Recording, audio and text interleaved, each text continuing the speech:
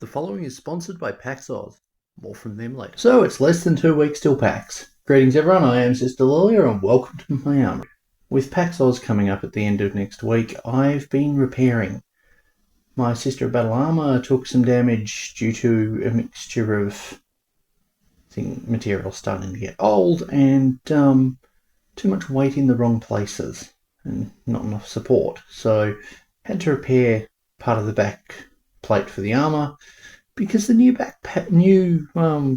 CANONESS collar kind of put too much strain on it and tore part of the armour out. Plus I need to adjust the side of it to make it fit me a bit better. Oh well, these things happen. I'm going to have to get all glue off that now. So yeah, just reinforcing it, making use of webbing and adjusting straps around and so on, redoing the placement for the buckling so that I actually have it. I wanted to try and fill that gap a little bit just so there's less gap there and a bit more things connecting it than just hot glue. Then I come in with some webbing to provide strapping mount for the buckle. So I make use of buckles. I don't like using Velcro because I never find the stuff to be 100% reliable, and certainly that's been proven with my leg armour that I'll have to that I'll work on in a little bit on screen. So here we have me repairing some of the damage to the boot covers, or one of the boot covers, and reattaching Velcro. It's hilarious. Sometimes Velcro won't want to stay stuck together. Other times it will want to stay stuck together so well that it rips off the glue. Now, a way of getting around that is you sew it to fabric and then you glue sew it to a layer of fabric and foam and glue both together. Doesn't always work though, and I've got an existing piece I'm not really interested in. I'll probably redo these after the con season, but yeah, I made these last year and they still work, mostly, apart from when I damage things, but that happens. So hot glue and webbing, I'll go over things with paint before next weekend, but I just wanted to reinforce things in a few places. But some of you might be wondering, what is PAXAus? Well, PAXAus is Australia's main video game convention. It is a celebration of video games and video gaming culture. But not just video games, also tabletop games and RPGs. In past years, there has been demos for various new and upcoming video games and tabletop games of both the big and small variety.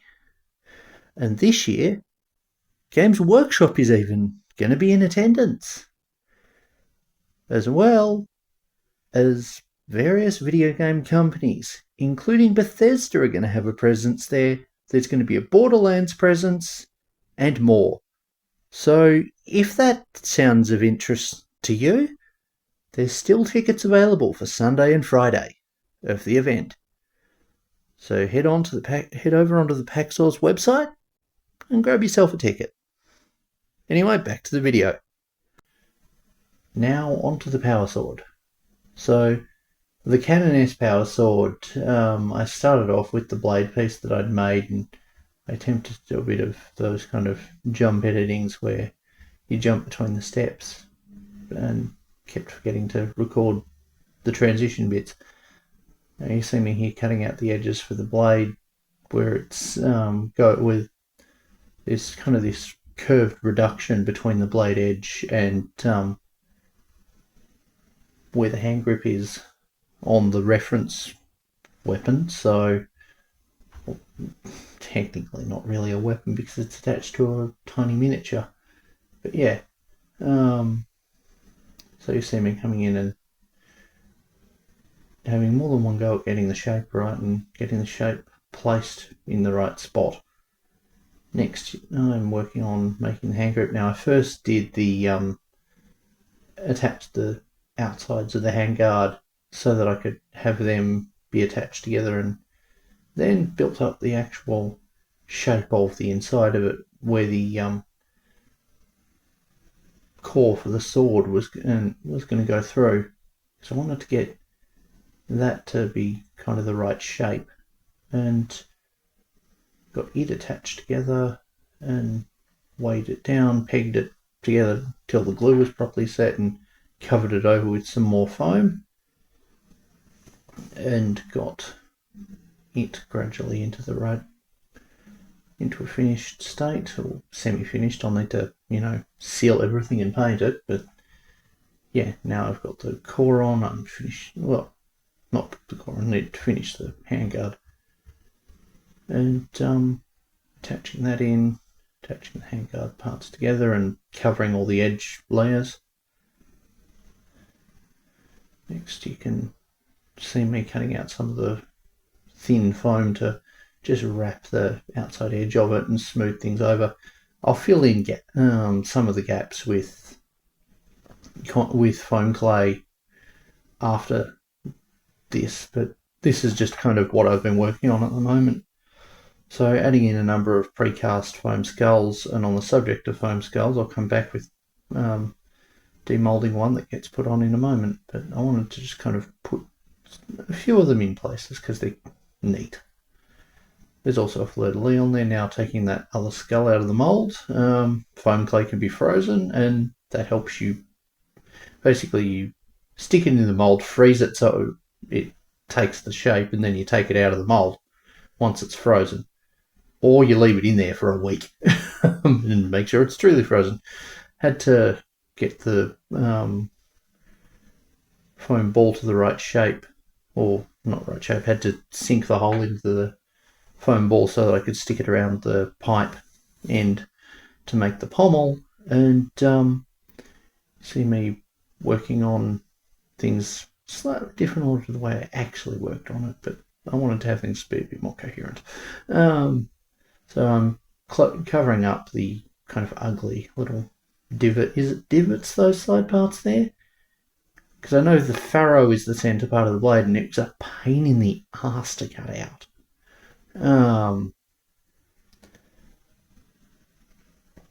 But then working on props this big can be a pain in the arse in general. So you see me wrapping the handguard and or wrapping the core of the blade so I can stick the handguard over it. Now I'm working on the handguard.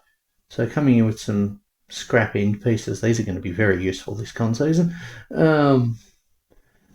And cutting them out to make the grip for the handguard. Now I probably could have just done this with 1 or 2 mil foam rather than full 1 centimetre thick stuff. And it would have made it a bit easier to hold.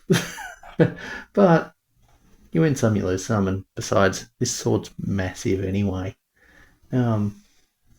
Like the reference sword is huge and would be right at home on a Space Marine, because this thing's a great sword for to assist a battle. It's basically a Eviscerator length almost. Well, actually, it is as long as mine. So you see me attaching in the various parts, making use of tape to tension it while the glue's drying, so it actually stays. And you can also try heat shaping the foam before you go to glue it down, which sometimes works too. But this was the quicker method that meant less turning on the heat gun than I already had. So taking all that tape off once it's dry, cleaning some of the glue up, adding in a bit more foam around the pommel end because there's a bit of a texture that's built up. Then going over each of those pieces with a thin layer of foam to just further smooth things out. Now I will, once I've painted this prop, go over the hand grips with electrical tape just so as to cover that up properly. But I've got a bit of sculpting work to do first that unfortunately I ran out of time on. But yeah, I wanted to cover the build on this thing really. So I added a bit more trim on the handguard, on the little part down the bottom of the handguard towards the pommel, and have that go on there, just because the foam's got to go up to a certain, I've got to sculpt up a round part. Now You see me shoving this in. This was sheer brute force almost. And we're done. Okay, and so that's where we're at now. That is 1.5 meters long. It's huge. Like, I've got the mannequin on a little bit of a stand, and you can see how much bigger than the core armor it is, but well, it's supposed to be. The reference model has a really big sword. Fun part's going to be sealing and painting it. So with props like this, well, with foam clay, particularly this kind, initially, within like a few days of setting, it's still a bit soft. Like you can see, I'm squishing it in, but you physically this stuff becomes is air dry clay, so it will dry hard after that, which can make for some interesting times.